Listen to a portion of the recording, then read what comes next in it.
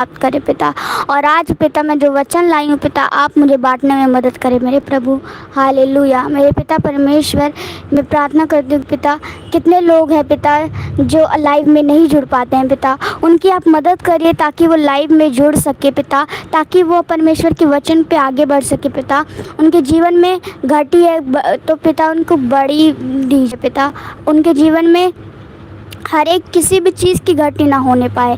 खुदावंद यीशु के नाम में उनके घर में बरकत आए। हालेलुया। उनके भंडारों में बरकत आए मेरे पिता। मैं प्रार्थना करती हूँ पिता, आपने आज का भोजन दिया, आज का जल दिया, आज का दिन दिखाया, उसके लिए शुक्रिया मेरे प्रभु। हालेलुया। पिता मैं प्रार्थना कर कि पिता ये लाइव बहुत सारे लोग देखें ताकि उनके जीवन में कार्य हों। पिता परमेश्वर, आज जो आपने हमें वचन दिया है वो मैं वचन को बांटने जा रही हूँ पिता परमेश्वर, आप मदद करें। ये छोटी नाम मैं पिता परमेश्वर आपके बेटे यीशु के नाम में मांगती हूँ। हालेलुया, आमीन। आप सभी को जय मसीह की। अभी और भी लोगों को आ जाने दीजिए, फिर हम अपने वचनों को स्टार्ट करेंगे।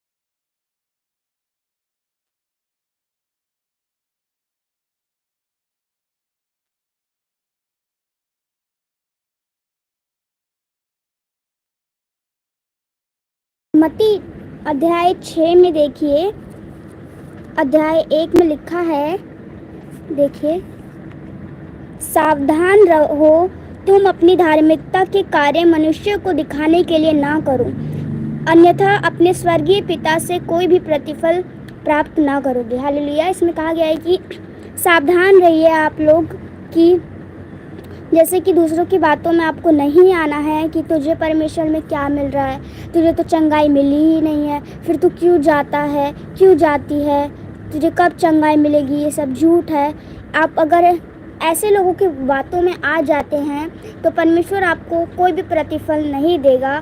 अगर आप परमेश्वर में डटे रहेंगे, उनके बातों को सुन के निकाल देंगे दूसरे कान से, तो परमेश्वर आपको प्रतिफल देगा। इसमें यही लिखा है, सावधान रहो, तुम अपनी धार्मिकता के कार्य मनुष्य को दिखाने के लिए ना करो। मतलब कि कुछ लोग होते हैं कि वो सोचते हैं कि वो कर रही है तो मैं क्यों ना करूं, तो मैं भी कर लेती हूँ।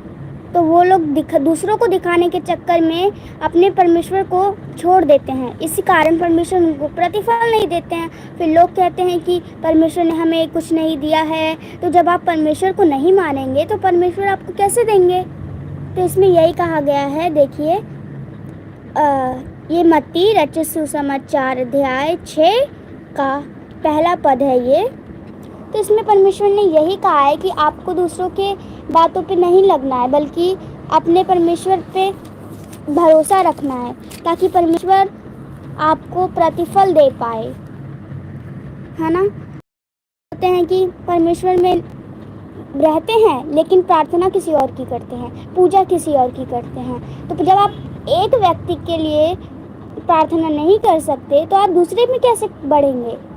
इसीलिए परमेश्वर में साफ साफ कहा गया है कि अगर परमेश्वर की 10 आज्ञाएं हैं, आपको पता है, दूसरों की पूजा नहीं करना, दूसरे की मूर्तियों की पूजा नहीं करना, गाली ना बकना, मर्डर ना करना, मतलब कि 10 आज्ञाएं हैं। मैं उसको आपको किसी और दिन एक्सप्लेन करूँगी।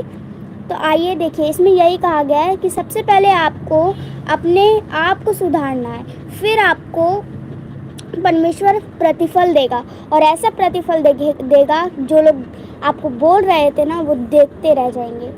हालेलुया। परमेश्वर का हम धन्यवाद करते हैं कि परमेश्वर ने हमें इतना अच्छा सुंदर वचन दिया।